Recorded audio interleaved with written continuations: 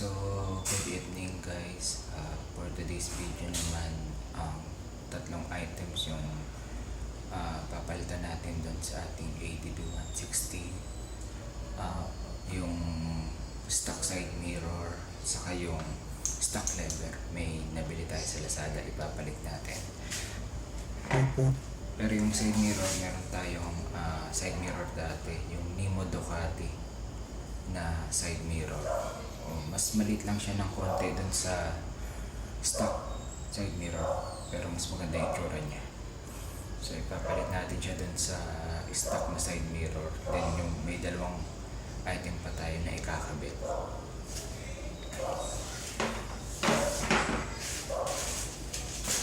So yung dun sa dalawang item na ikakabit natin, yung crossbar naman. Buksan muna natin para makita niyo yung sabi na crossbar.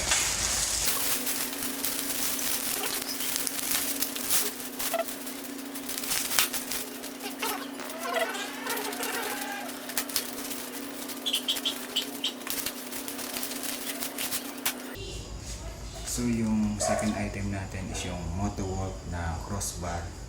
So ganito yung tsura niya. Buksan natin.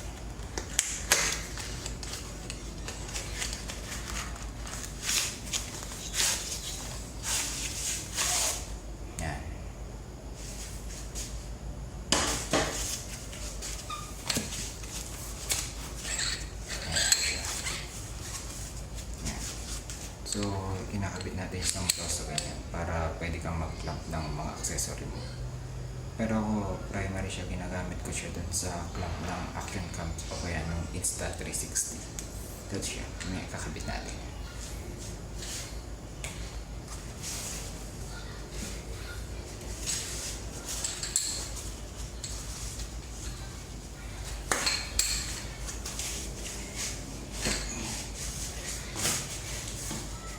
Then yung sa pang item na nakakuha natin is yung lever.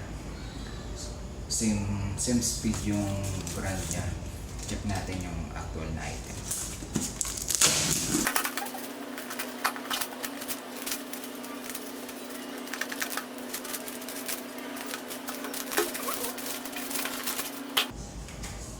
So ito yung item niya.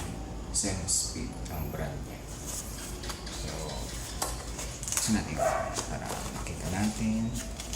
Okay. So ito siya, yung lever. Okay, so install na muna natin yung tatlong item. So need muna natin baklasin yung ating stock na side mirror saka yung stock na lever natin.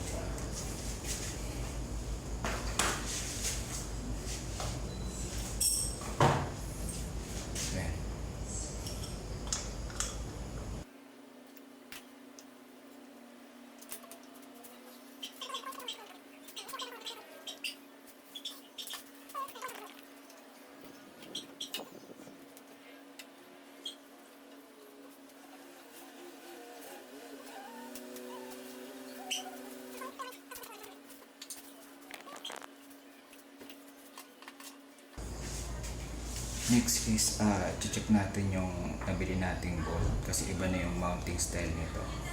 Yung stock kasi is direct, may sarili siyang pinaka-thread na direkta dun sa adapter ng side mirror. Pero ito wala siya. So kailangan mo siyang gamitin ng separate na bolt. Check lang natin kung parehas yung thread.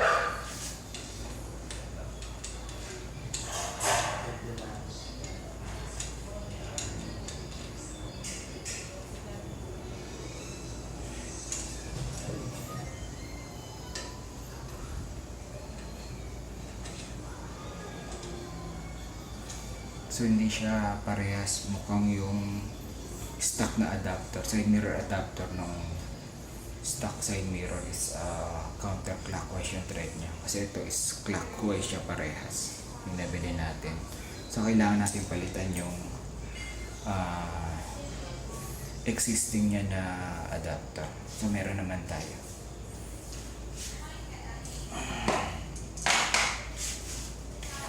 baklasin muna natin yung stock na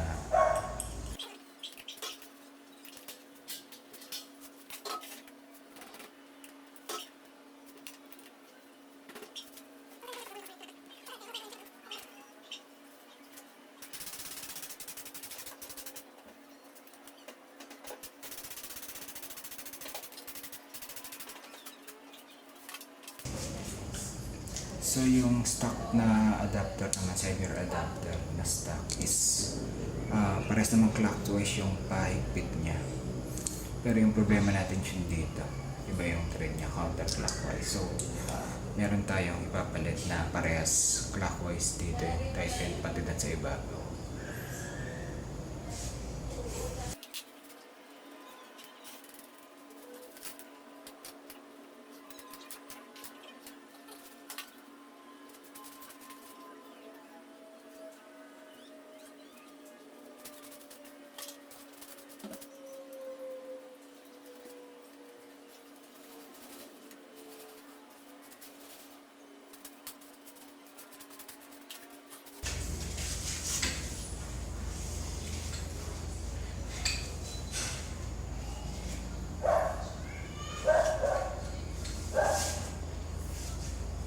So, next naman natin ilalagay nga yung Motowolt na pinaka crossbar.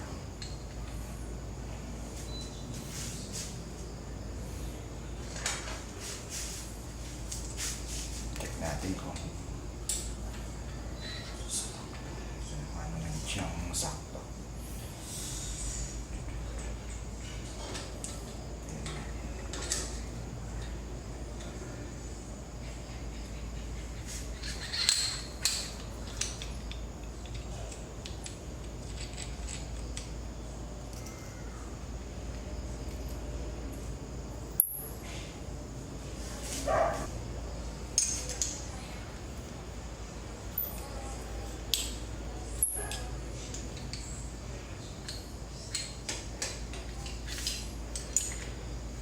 Medyo saktong-sakto yung butas nyo. Halos walang clearance.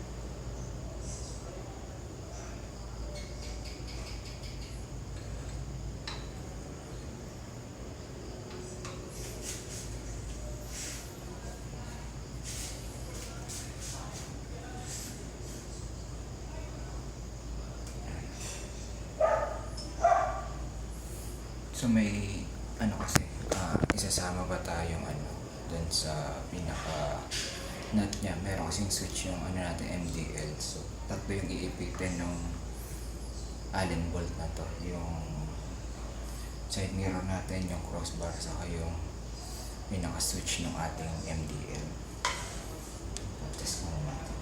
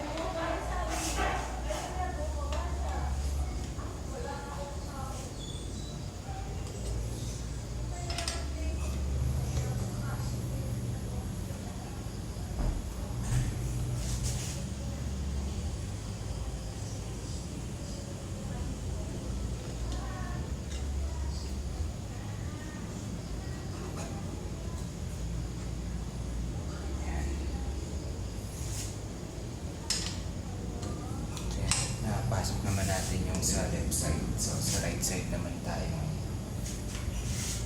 Sa right side naman natin kakabit yung ating Nimo Ducati side mirror.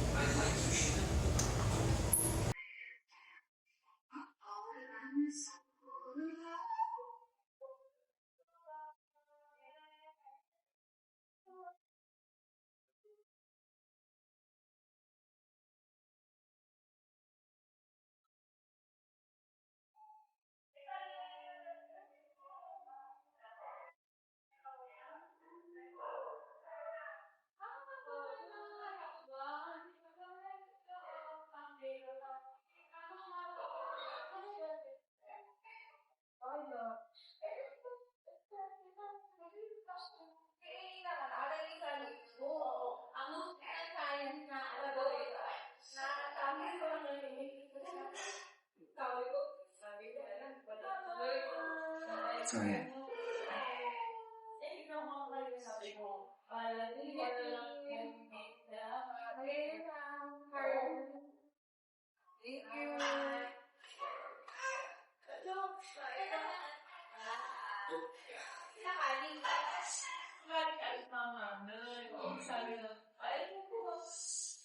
So ayun guys, nakakabit na natin yung dalawang bago nating side mirror na Nimo Ducati din yung crossbar natin nakabit natin. So pakita ko na sa inyo ng malapitan. So ayun na guys yung ating bagong kabit na Nimo Ducati side mirror, then yung ating Motowolf na crossbar. Yung binanggit ko kanina, dito kasi ako nagka-clamp ng para sa Instant 360 din natin minamount siya. Kaya ano talaga, nagkakabit ako ng ganito. Ito naman yung left side, ayan o. Yan. Siya. Dito ka sa right side pala. Dito ka sa left side, tatlo yung sinut natin doon sa pinaka Allen bolt natin. Yung crossbar, yung Nimo Ducati na side mirror, saka yung GR switch ng ating MDL. So siya. Switch siya na may ano pa siya, potentiometer para na i-adjust yung lakas ng buga ng ating MDL. Ayan guys, so, check na. Ayan. So, check natin sa front view. Ayan. Ayan guys, ayan. Itsura niya kapag front view naman. Ayan. Hindi pa rin natin na i-adjust yung ano talaga, para maitama natin yung tamang alignment ng side mirror. Pero ayan na siya. Ayan guys. So ayun guys nga, nakabit na natin yung ating side mirror sa crossbar. So sa next video naman natin yung papalit natin yung ating same speed na lever. Papalitan natin yung stock na lever. Yan. So, yun lang guys. Thank you for watching.